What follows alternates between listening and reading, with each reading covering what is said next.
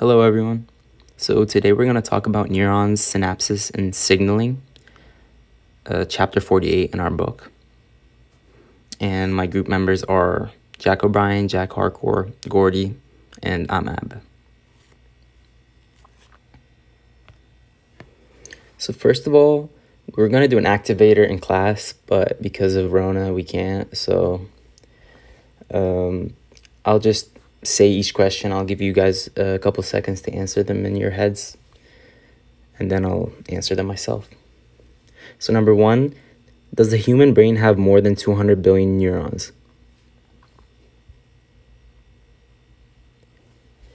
The answer is no, because the average human brain has around 86 billion. Number two, does a neuron have 4 parts? Technically, the answer is no, because they actually have 3 distinct parts, including a cell body, axon, and dendrites. Number 3, have you ever learned about neurons and or synapses? Well, technically that question I don't have an answer for, but so we'll just move on. Number 4, do you know the difference between neurons and synapses? Well, neurons are specialized cells in the nervous system that transmit nerve impulses, while a synapse is a structure that allows a neuron to pass a signal, either electrical or chemical, to another neuron or to the target effector cell. Number 5, can neurons transmit signals faster than 201 miles per hour? The answer is yes. Signals can travel as slow as about 1 mile per hour though, but they can also travel as fast as about 268 miles per hour. Some big questions before we dig deeper in detail are: how are neurons discovered, how does our brain work, and how do neurons communicate and why? A brief definition of neurons. Neurons are electrically excitable cells in the nervous system that function to process and transmit information throughout an organism. So the discovery of neurons. So a guy named Santiago Ramon y Cajal discovered that the nervous system was made up of absolutely autonomous units. He was actually a Spanish neuroscientist, and he won the Nobel Prize for discovering that. He called this the neuron doctrine, and it was proved correctly in the 1800s, specifically the 1891 by Wilhelm His.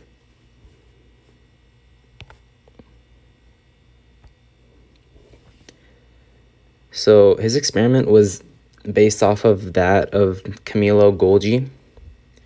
He was able to examine nervous tissue in great detail by hardening a piece of brain in potassium dichromate and then dyeing it, which revealed the structure of the neuron.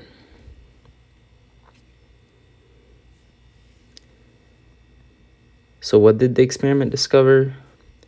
Well, it showed the structure of neurons and how it attributes to its function. It discovered that these neurons had fibers that overlapped and intertwined to create a system. The bottom left is one of Cajal's drawings. It's documented as one of the first drawings of a neuron. Yeah, that's the drawing too. So neuron structure and function. The ability of a neuron to receive and transmit information is based on a highly specialized cellular organization. The 3 main parts are soma, axon, dendrites, and there are also axon terminals. The soma, which is a cell body, holds most of neurons' organelles. The axon transmits signals to other cells. The dendrites work with the cell body, receive signals from other neurons. The axon terminals release neurotransmitters into the synaptic cleft between the terminals and the dendrites of the next neuron.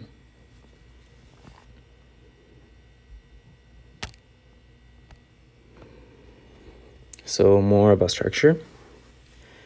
A synapse is a structure that allows a neuron to pass a signal, as we said before, either an electrical signal or chemical one, to another neuron or to the target effector zone.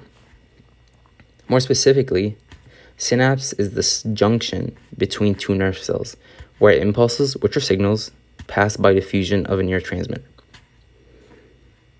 A neurotransmitter is a chemical signal released by the axon terminal because of the arrival of a nerve signal, and it's also released by diffusing across the synapse, the transfer of an impulse to another nerve fiber, muscle fiber, or some other structure.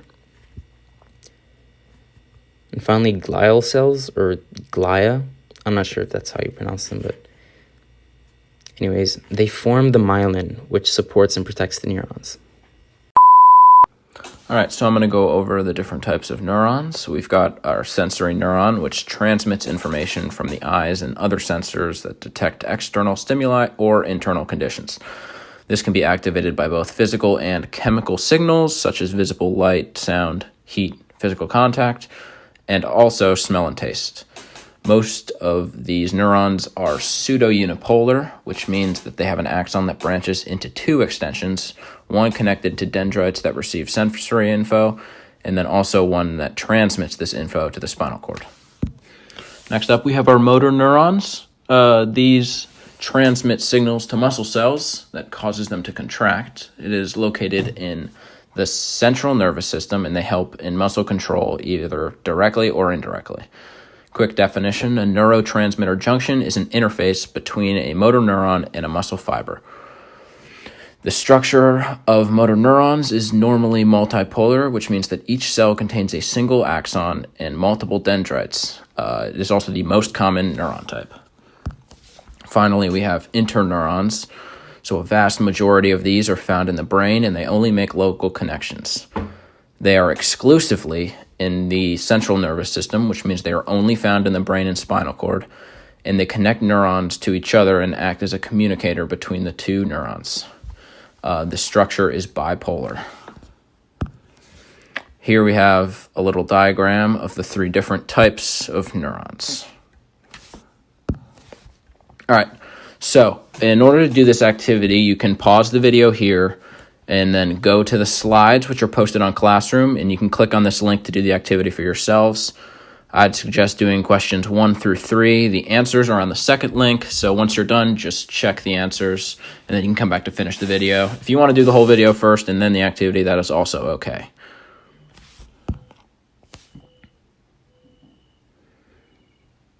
All right, so here we got the central nervous system.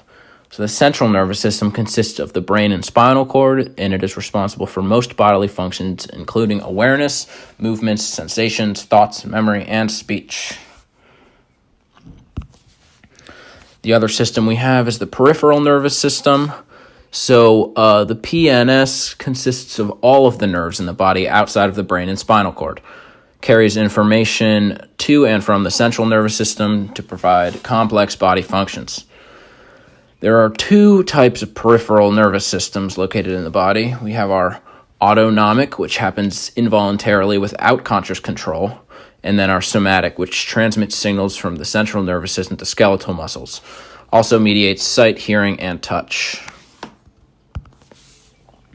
All right, next up we have our ion pumps and channels.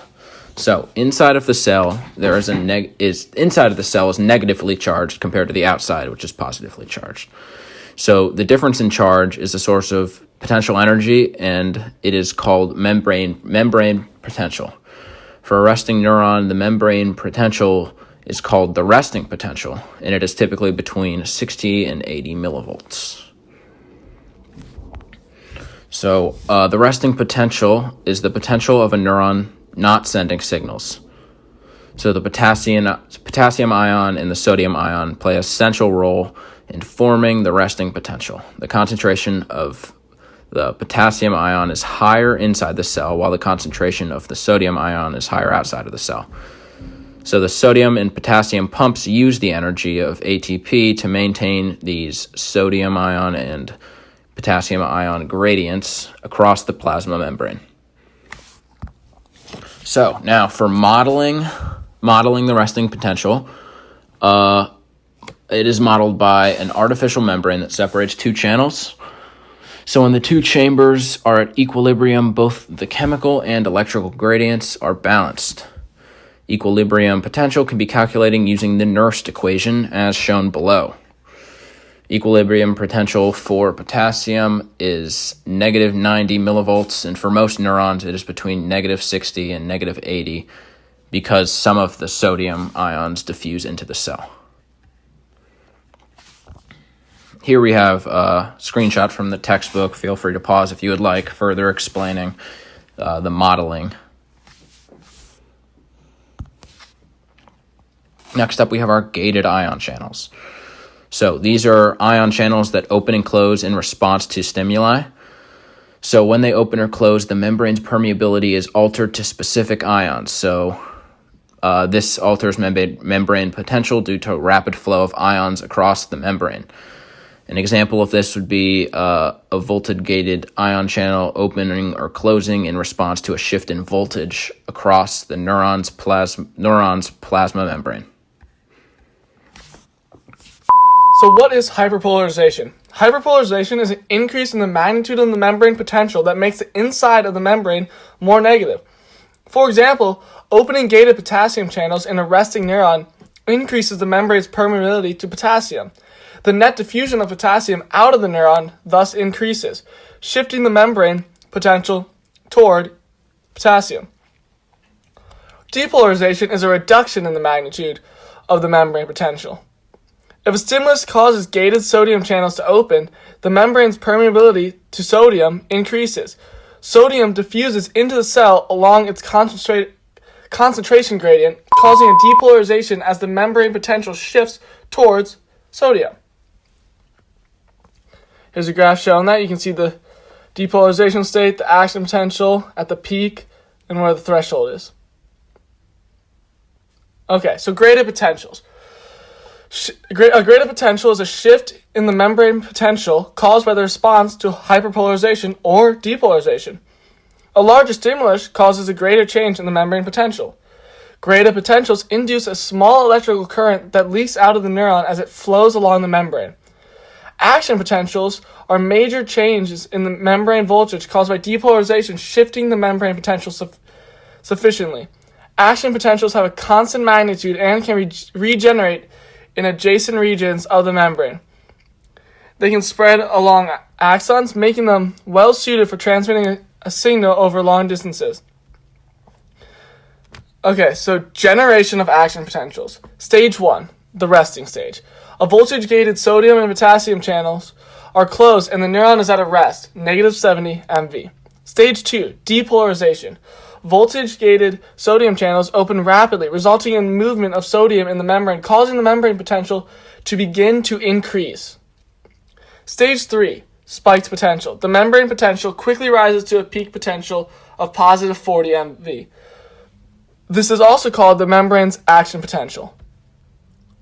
It's very key. So action potential and spike potential are the same. Okay. Stage 4, repolarization. Potassium channels open and potassium leaves the membrane due to less sodium moving into the cell and more potassium moving out of the membrane potential. Out of the membrane, the potential becomes more negative and it returns to its resting value. Stage 5, hyperpolarization. In most neurons, the slow voltage-gated potassium channels remain open after the membrane has repolarized, which causes the membrane to become more negative, negative 90 MV, than resting potential. By the end of hyperpolarization, the potassium channels are closed. So here's a graph showing all 5 stages. As you see, it starts with resting states, goes to depolarization, and the rising phase of action potential or spike potential, and then the falling stage, which is repolarization, and then lastly 5, which they call undershoot here, and it's also known as hyperpolarization. Okay. So the conduction of action potentials. So the action potential travels along the axon. Action potentials are conducted across long distances and they do not decay. Action potentials have specific sizes and exist within a specific time frame, usually only between 1 to 5 milliseconds. Schwann cells form a myelin sheath and prevents current leak out of the cell. Nodes of Ranvier, hopefully I said that right, are exposed sections of the axonal membrane in between internodes, which have high densities of ion channels that the action potential uses to travel by jumping from node to node. Action potential occur only in the nodes of Ranvier. It's very important. All right. There's a graph showing the action potential and how it travels through the neuron. Okay. So evolutionary adaptations of axon structure. The speed at which an axon potential can be conducted is vital to survival. Wider axons is an adaptation that has increased the speed of action potentials by lowering resistance to electrical flow. Vertebrae axons are surrounded by electrical insulation called a myelin sheath. These are produced by two types of ganglia. Oligodendrocytes in the central nervous system, CNS, and Schwann cells in the PNS, or peripheral nervous site. During development, these cells surround the axons in multiple layers of the membranes, consisting mostly of lipids. The myelinated axons have voltage-gated sodium channels that are restricted to gaps in the myelin sheath, called nodes of Ranvier, which is the only place that can host action potentials, as we said earlier. Myelination results in space efficiency as well as faster relaying of action potentials. Alright, so neurons communicate with other cells at synapses. So neurons communicate with one another at junctions called synapses. At a synapsis, one neuron sends a message to a target neuron, typically another cell, and most synapses are chemical. These synapses communicate using chemical messengers, such as calcium ion. Other synapses are electrical. In these synapses, ions flow directly across a gap junction between cells. The generation of postsynaptic potentials. At many chemical synapses, the receptor protein that binds and responds to a neurotransmitter is a ligand-gated ion channel, also known as an ionotropic receptor. Binding of the neurotransmitter to a specific part of the receptor opens the channel and allows the specific ions to diffuse across the postsynaptic membrane. This results in a postsynaptic potential, or a greater potential in the postsynaptic cell. Chemical synapse and the events that occur when a signal is sent across a chemical synapse.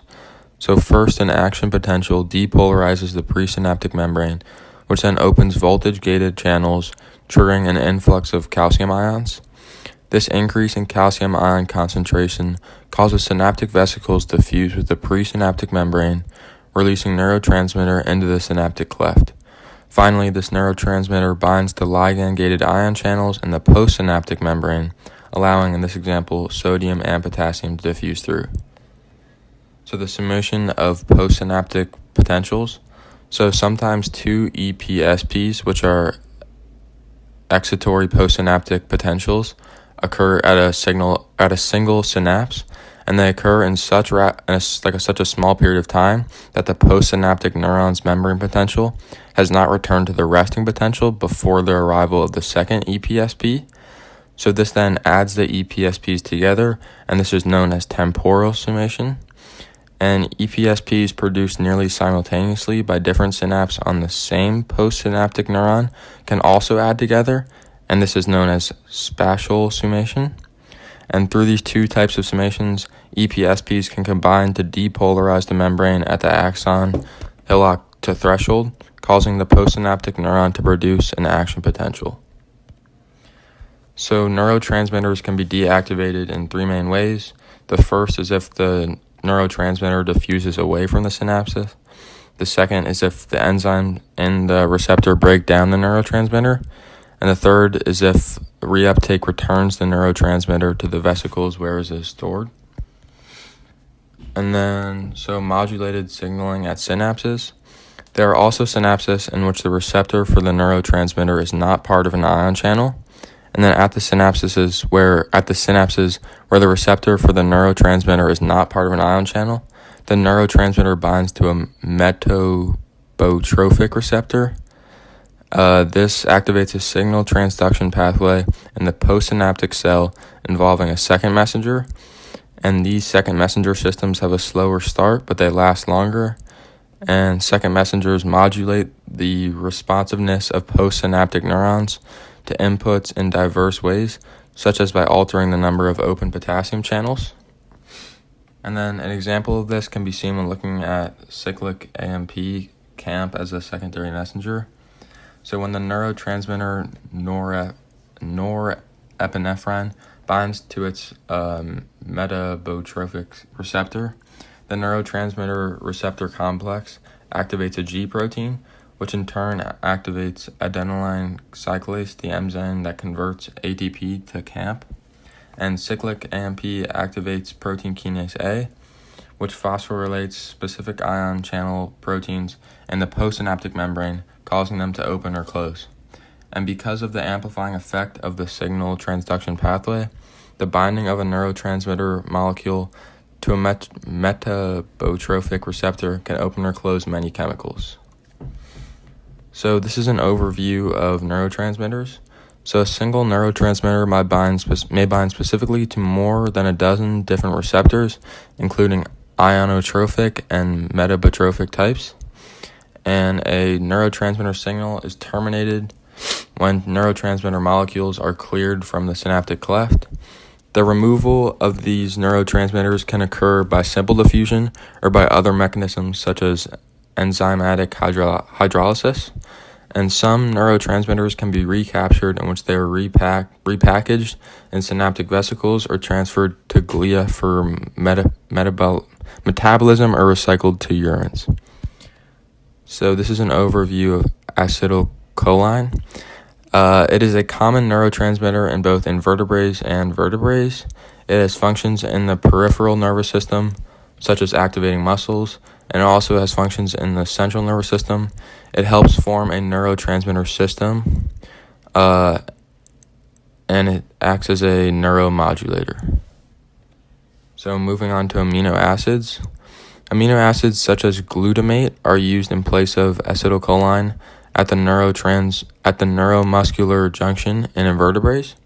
And a neuromuscular junction is a chemical synapse formed by the contact between a motor neuron and a muscle fiber.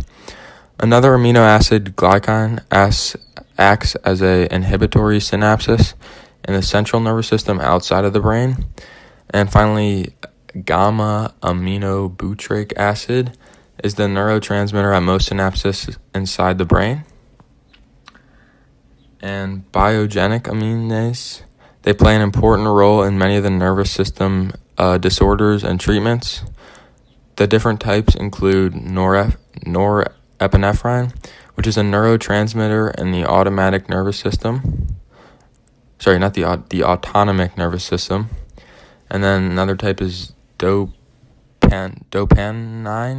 and serotonin, which are both released at many sites in the brain, and they affect sleep, mood, and attention. And these are all active in central and peripheral nervous systems. So neuropeptides, most of them can often function as neurotransmitters that can send signals that can influence the activity of the brain and the body in different ways. Oftentimes they deal with the substance P, which can affect the body's perception of pain. And endorphins are produced in the brain during times of physical or emotional stress, such as childbirth, and they can help with many other types of signaling throughout the body. So if you guys want a little extra help with chemical synapses, Mr. Anderson does a good job explaining how the synapses allows information to travel from one axon to the next. So if you want, you can just pause it here and watch the video. And then for the homework assignment, we want you guys to fill out the worksheet attached to this link and try to complete it first without looking at the answer key on the second page. And then once you're done, you can check your work using the answer key.